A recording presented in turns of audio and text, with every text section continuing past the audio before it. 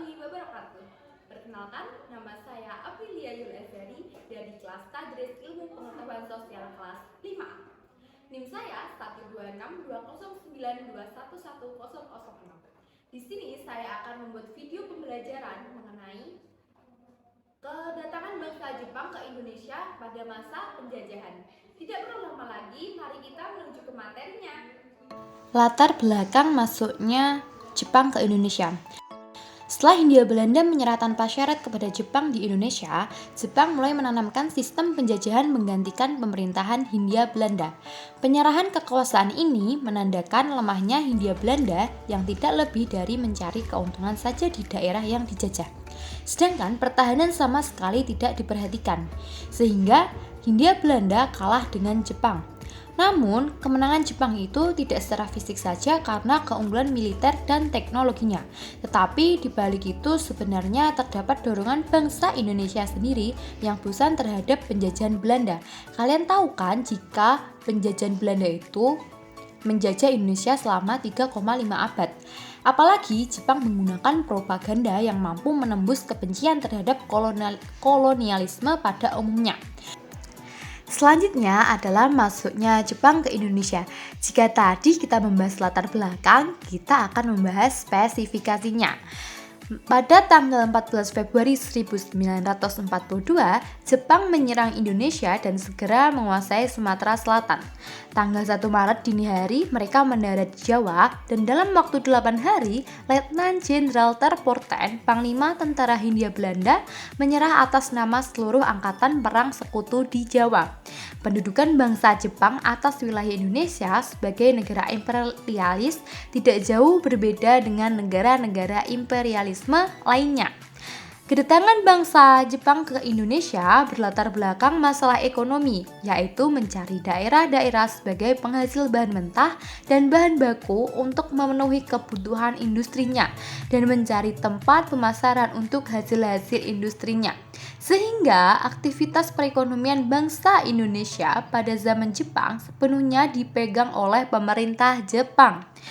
Alasan penting kenapa penjajahan Jepang justru diterima oleh mayoritas kaum terpelajar Indonesia adalah karena penguasa baru itu dapat lebih meningkatkan status sosial ekonomi orang Indonesia hanya dengan kekayaan saja tanpa kekerasan.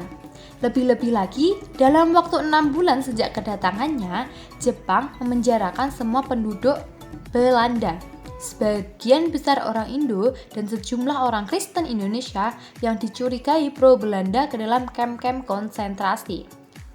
Selanjutnya materi tentang organisasi masa penjajahan Jepang yang terutama bersifat sosial kemasyarakatan. Yang pertama ada Gerakan 3A, yang kedua Pusat Tenaga Rakyat, yang ketiga Miyai Masyumi, yang keempat Jawa Hokai. Gerakan 3A, lambangnya sebagai berikut. Untuk mendapat dukungan rakyat Indonesia, Jepang membentuk sebuah perkumpulan dinamai Gerakan 3A. Perkumpulan ini dibentuk pada tanggal 29 Maret 1942. Sesuai dengan namanya, perkumpulan ini memiliki 3 semboyan, yaitu Nippon Cahaya Asia, Nippon Pelindung Asia, dan Nippon Pemimpin Asia.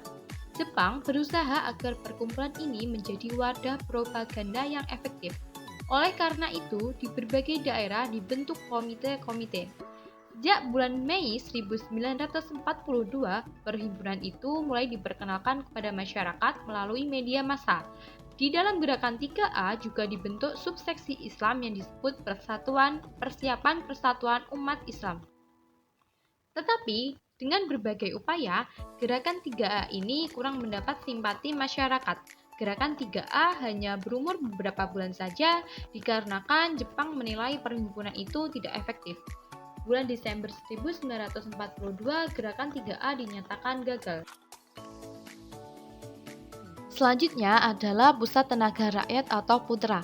Dikarenakan Gerakan 3A gagal, kemudian Jepang mendirikan organisasi lain dengan mengajak tokoh pergerakan nasional untuk meningkatkan kerjasama. Jepang kemudian mendirikan organisasi pemuda Asia Raya di bawah pimpinan Soekarjo Wiryo Pranoto. Organisasi itu juga tidak mendapat sambutan rakyat.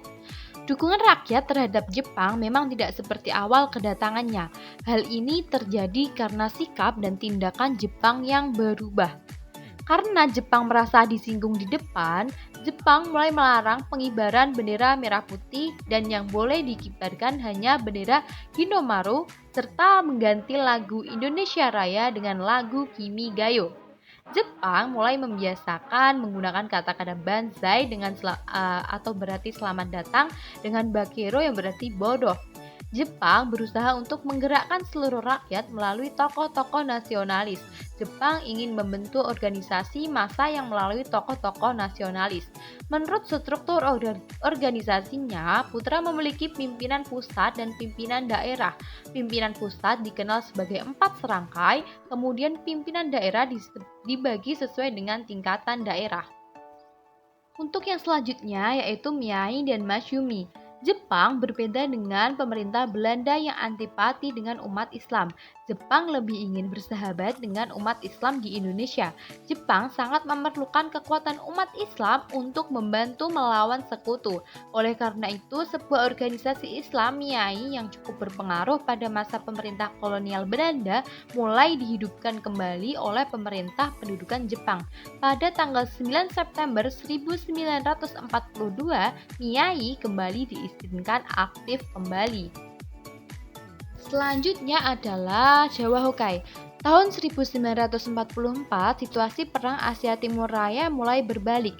Tentara sekutu dapat mengalahkan tentara Jepang di berbagai tempat. Hal ini menyebabkan kedudukan Jepang di Indonesia semakin mengkhawatirkan. Oleh karena itu, Panglima Tentara ke-16, Jenderal Kumai-Kichi Harada, membentuk organisasi baru yang diberi nama Jawa Hokai. Untuk menghadapi situasi perang tersebut, Jepang membutuhkan persatuan dan semangat segenap rakyat, baik lahir maupun batin. Rakyat diharapkan memberikan dharma baktinya terhadap pemerintah demi kemenangan perang. Kebaktian yang dimaksud memuat 3 hal. Yang pertama, mengorbankan diri, yang kedua, mempertebal persaudaraan, dan yang ketiga, melaksanakan suatu tindakan dengan bukti. Itu adalah materi video pembelajaran dari saya. Sekian, terima kasih. Apabila ada salahnya, saya mohon maaf. Wassalamualaikum warahmatullahi wabarakatuh.